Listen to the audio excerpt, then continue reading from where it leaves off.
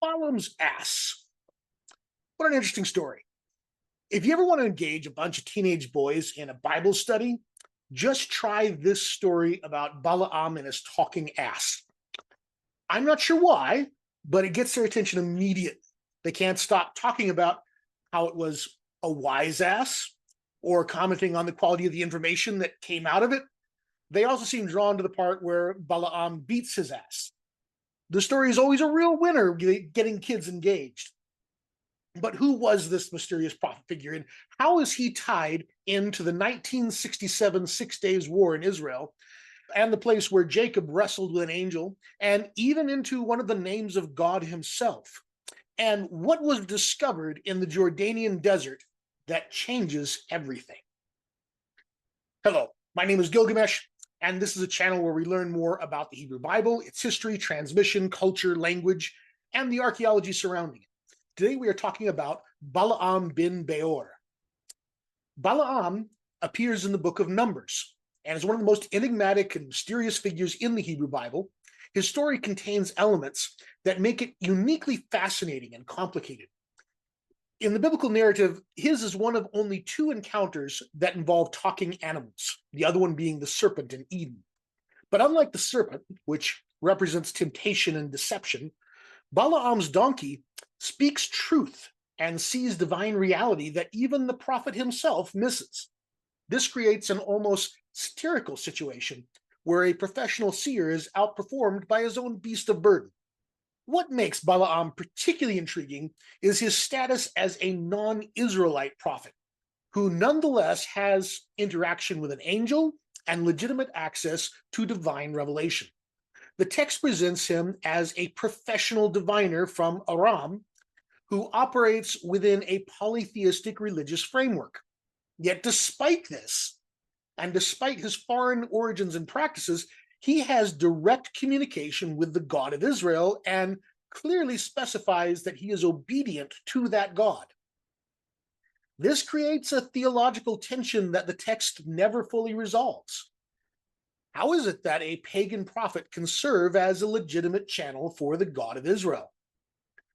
The biblical account shows him accepting payment for his prophetic services. Yet in Numbers 22 through 24, his integrity is highlighted when he refuses to curse Israel despite the enormous wealth that's offered by King Balak.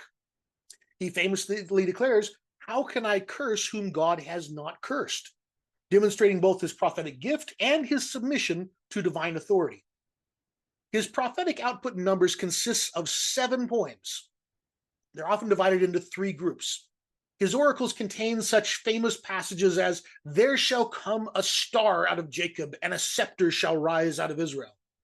This prophecy has been variously interpreted as pointing to King David, the Davidic dynasty generally, or to possibly a future messianic figure.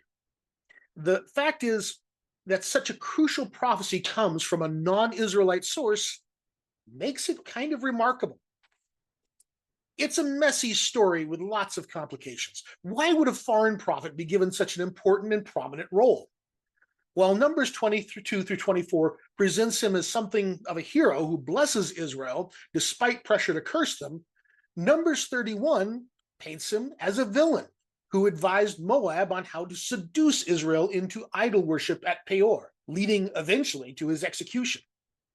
This dramatic shift in characterization suggests that we may be dealing with multiple traditions about Balaam. He's also mentioned in Micah 6 and Nehemiah 13, but it's unclear if these are really positive or negative references to him. In the New Testament, he does show up about 3 times, and there the references are definitely negative. They mostly focus on his accepting money for prophecy. But this tells us something about the nature of the composition of the biblical text. These are not just stories tailored to support a specific theology, but they are texts that grapple with a very messy past. It would be understandable if the authors chose not to include this event at all, or edited it to remove Balaam's foreign or pagan elements. But for their own reasons, they chose to keep it all in the story. And the story in Numbers 31 that makes Balaam a villain may have arisen out of this discomfort over the implications of a legitimate prophet outside of the Israelite tradition. We just don't know. But the numbers 22 through 24 presents him as a man of integrity and having a legitimate gift of prophecy, though he's clearly also involved in sacrifices with foreign gods and is willing to accept money for his services. I can't solve the strangeness or the problematic nature of this story in any satisfying way, but I can make it even more confusing. You see, we have found Balaam outside of the Bible. In fact, it looks like he is the earliest biblical figure we have found mentioned in texts outside the Bible, and this discovery was made less than 60 years ago. In March 1967, just a few months before the Six-Day War would dramatically change the political landscape of the region, a Dutch archaeologist team led by Professor Henk J. Franken of the University of Leiden was excavating at Tel Deir Alla, in the middle of the Jordan Valley, east of the river in Jordan. This site sits about halfway between the Sea of Galilee and the Dead Sea, near what was once called the Jabbok River. This area is sometimes associated with the biblical Sukkot, but more likely is associated with the biblical Penuel, where Jacob had his famous wrestling match with the angel. It was once a large city that was more than 10 acres in size. Well, while they were doing this excavation, an Arab foreman by the name of Ali Abdul Rasul made a startling discovery. He found traces of letters on tiny pieces of plaster among the debris the workers were cleaning up. Immediately, they halted everything and tried to preserve the site. The weather had not been kind, and there had been significant rain in the days before. So they took out plastic sheeting and tried to preserve the discovery by covering it all up. In his own words, it says, "It soon became apparent that drying the mortar quickly would have had disastrous consequences. From the first day onwards, it was known that the text was written in red and black ink. It was not clear whether the red ink would still be able to withstand light. The plastic sheet was replaced by a Bedouin tent. Owing to this, there was never any direct sunlight on the mortar fragments during the excavation. So they put this Bedouin tent over the site to keep it dry and to allow it to dry out at a more reasonable pace so they could preserve this and to keep the sunlight off of these fragments. Each plaster fragment was then carefully picked up, cleaned either by hand or with a soft, fine brush, and given a number. As soon as possible, they took infrared photographs of each fragment.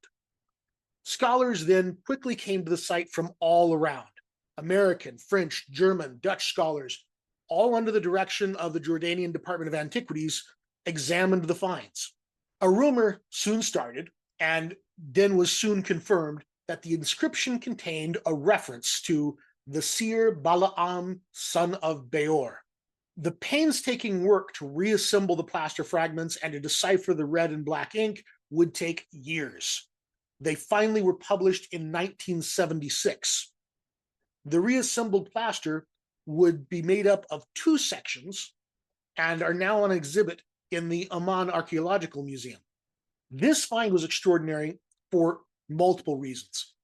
Well, first, let me say the radiocarbon dating tests placed the inscription at around 800 BC, plus or minus 70 years, with a 66% probability. Paleographic analysis by the Hebrew University of the letters also agree with that dating assessment, making it our earliest reference to any biblical figure outside of the Bible itself. The text was written on a plastered wall in what appears to have been some kind of a religious teaching center. Think of it as an ancient classroom where religious texts were studied and copied right off the walls. A similar teaching center has been found in the Sinai at a place called Kuntilat Ajrud.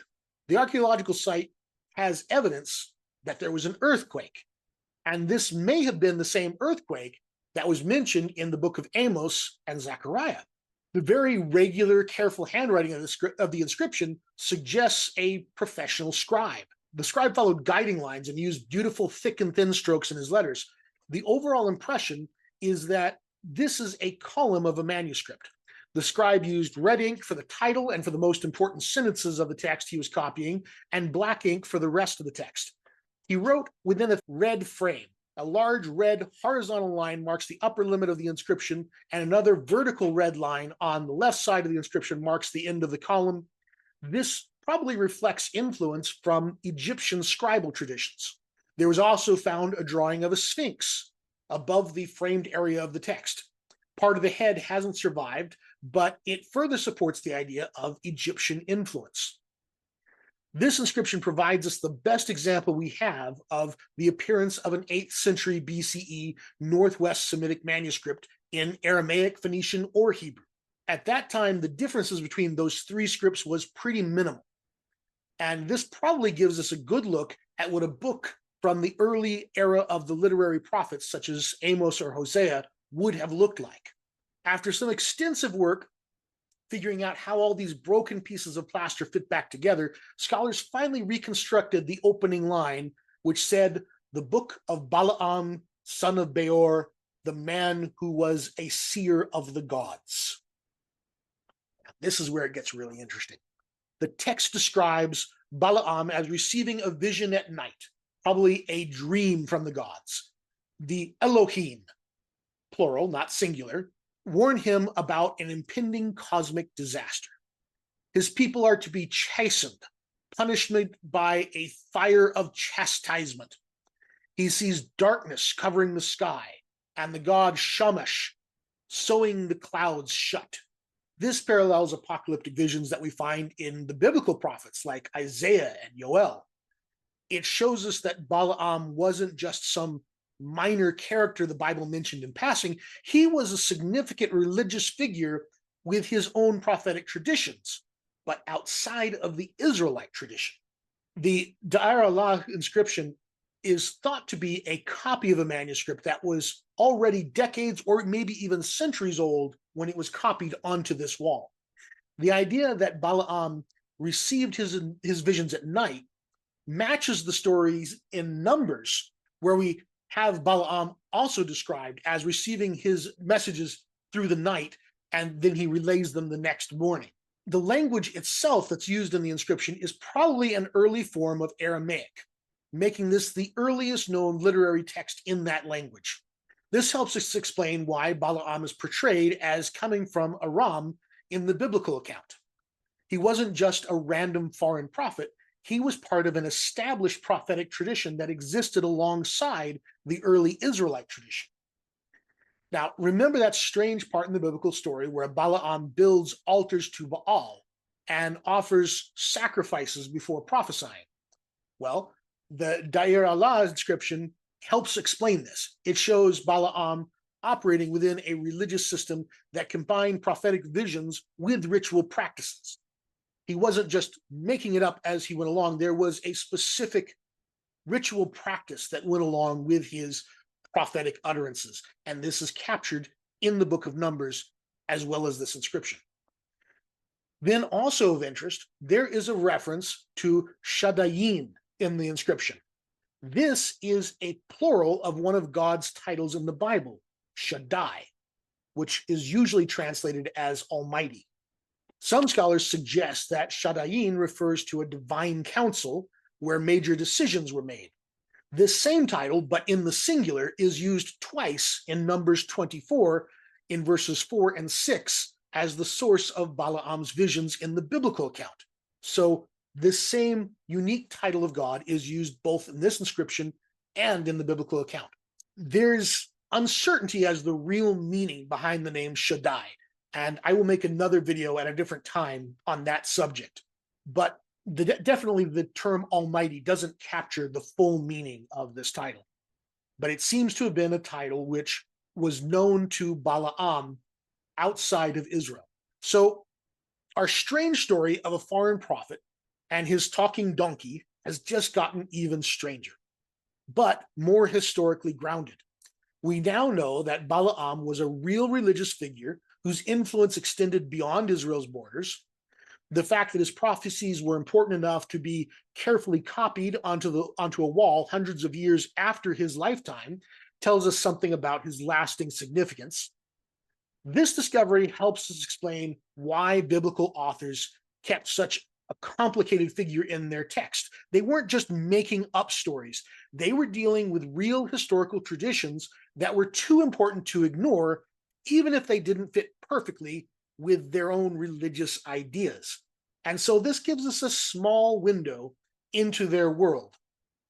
What was Balaam? Why was he so important to these people that he had to be included? And what on earth is up with the idea that he could actually articulate prophecies, even though he himself was not exclusively a follower of the God of Israel? I don't know. But let me know what you think in the comments. If you enjoyed this and you want to hear more about these type of things, like and subscribe, and it'll help me do more of these videos. Thank you very much for your time. I'll see you in the next one.